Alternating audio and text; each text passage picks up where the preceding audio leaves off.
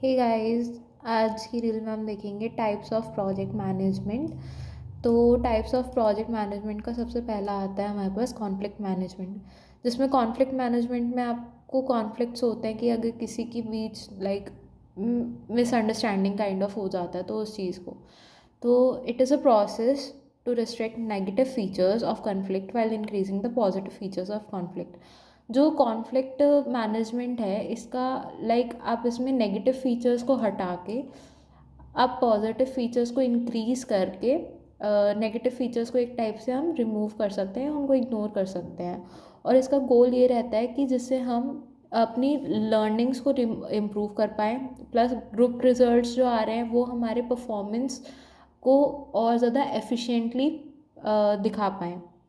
और properly manage conflicts can enhance group result. Same वही बात है कि अगर हम कन्फ्लिक्ट्स को अच्छे से प्रॉपरली मैनेज करेंगे तो हमारा ग्रुप रिजल्ट ओवरऑल अच्छा ही आएगा।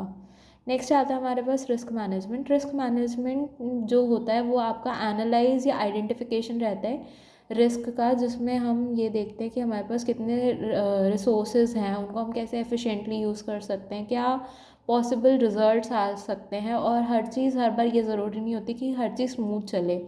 तो जितने भी अनफॉर्चुनेट इवेंट्स होते हैं हम उसमें मैक्सिमाइज़ करते हैं अपना रियलाइजेशन ऑफ अपॉर्चुनिटीज़ को। मतलब कुछ चीज़ ख़राब होने के बावजूद भी हम उसमें अपॉर्चुनिटीज़ देखते हैं कि हम कुछ अपने साइड से अच्छा कर सकें।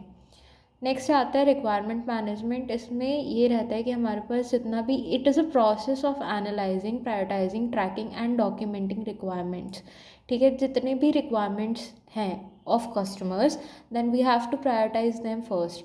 और उसके बाद आता है कि हम ये सारी चीज़ करने के बाद, एनालाइज करने के बाद, प्रायोरिटाइज करने के बाद, ट्रैक एंड डॉक्यूमेंटेशन के बाद हम सुपरवाइज करते हैं चेंजेस को, plus communicating to the pertinent, sorry I am so sorry for mispronouncing this.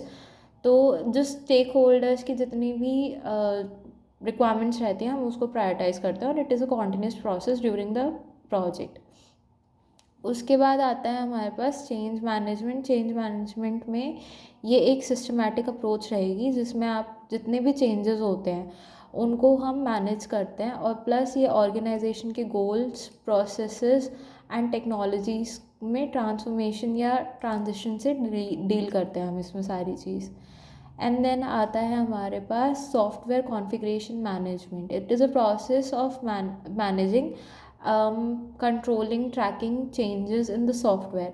तो जितने भी आपके सॉफ्टवेयर कॉन्फ़िगरेशन मैनेजमेंट जो रहेगा उसमें आप कंट्रोल करोगे चीज़ों को, प्लस जितने भी चेंजेस हो रहे हैं उनको हम ट्रैक करते हैं इन अ सॉफ्टवेयर। तो ये भी बहुत ज़्यादा ज़रूरी है। एंड लास्ट आता है हमारे पास release management. Release management is a task of planning, controlling, scheduling the built in deploying releases. मतलब जब हमारा प्रोजेक्ट बन गया उसको हमने रिलीज़ कर दिया तो उसके बाद जितनी भी प्लानिंग, कंट्रोलिंग या शेड्यूलिंग रहती है उसकी, वो सारी इसमें होती है।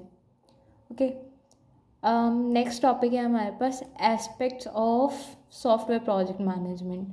तो इसमें की एस्पेक्ट्स हम कुछ लेके चलते हैं जिसमें हम फिनिश से स्टार्ट तक देखते हैं। तो उसमें हम देखते हैं कि क्या क्या चीज़ें होती हैं। सबसे पहले आता है प्लानिंग। हमारे को जो भी प्रोजेक्ट बनाना है उसके लिए हम कुछ ना कुछ प्लानिंग करेंगे, then we have to execute that. जो भी हमने प्लान किया है हम उसको एग्जीक्यूट करेंगे। एग्जीक्यूशन के बाद वी हैव टू मॉनिटर कि सारी चीज़ें ठीक से चल रही हैं या नहीं चल रही हैं। एंड लास्ट आता है हमारे पास कंट्रोल। तो ये 4 स्टेप्स हैं इसमें, बट जो हमारा एक्सप्लेनेशन है उसमें 5-6 स्टेप्स हैं। ओके, तो सबसे पहले आता है हमारे पास प्लानिंग। तो सॉफ्टवेयर प्रोजेक्ट मैनेजमेंट के लिए हम एक काइंड ऑफ ब्लूप्रिंट बनाएंगे सबसे पहले कि आपको क्या चीज़ें लेनी है, और उस ब्लूप्रिंट में सबसे हमारे पास रहेगा कि हमारे क्या स्कोप है, रिसोर्सेज, टाइमलाइंस, टेक्निक, स्ट्रैटेजीज और communication, testing and maintaining steps. तो ये सारी चीज़ें हम कंसिडर करते हैं प्लानिंग में। Okay, and then we have to look on the leading part, जिसमें हम ये रहता है कि हमारे एक प्रोजेक्ट मैनेजर होगा जो कि प्रोजेक्ट को लीड करेगा। वो सारे जितने भी हमारे इंजीनियर्स हैं या जो भी हैं, सारी स्ट्रैटेजीज़, प्रोग्रामर्स, सब कुछ ये बताएगा क्योंकि जो भी लीडर होगा वो सारा रिसोर्सेज, आपके जो भी काम हैं उन सबको असाइनमेंट, वो सारा ये काम करेगा.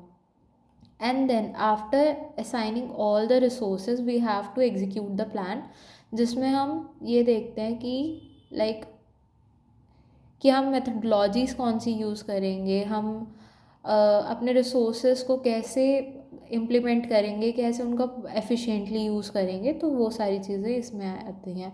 नेक्स्ट आता है हमारे पास टाइम मैनेजमेंट. टाइम मैनेजमेंट ये बहुत ज़्यादा इंपॉर्टेंट है, बिकॉज हम हर स्टेप के बाद एक टाइमलाइन लेके चलते हैं कि हमें इस टाइम तक ये वाला काम कर देना है. तो वो चीज़ हम कैसे मैनेज करेंगे, वो सारी चीज़ इसमें आएगी. और अगर प्रॉपर टाइम मैनेजमेंट होगा तो ऑफ कोर्स जो हमारा क्लाइंट है वो भी हैप्पी रहेगा और हमारा काम भी सारा ठीक से हो जाएगा. नेक्स्ट आता है बजट.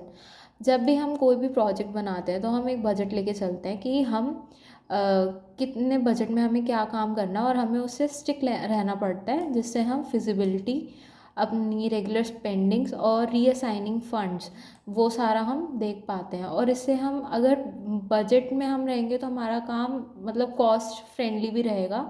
तो वो सारी चीज़ें इसमें आती हैं. एंड लास्ट आता है मेंटेनेंस. सारी चीज़ होने के बाद we have to maintain everything, की सारी चीज़ ठीक से चल रही हैं नहीं चल रही हैं. और उसके बाद हम इंश्योर करते हैं कि जो भी हमारा प्रोडक्ट है वो प्रॉपरली टेस्टेड है, एनालाइज है और एडजस्टेड है जैसे भी चाहिए. So this is all about. और नेक्स्ट हम देखेंगे अब ड्रॉबैक्स ऑफ प्रोजेक्ट मैनेजमेंट.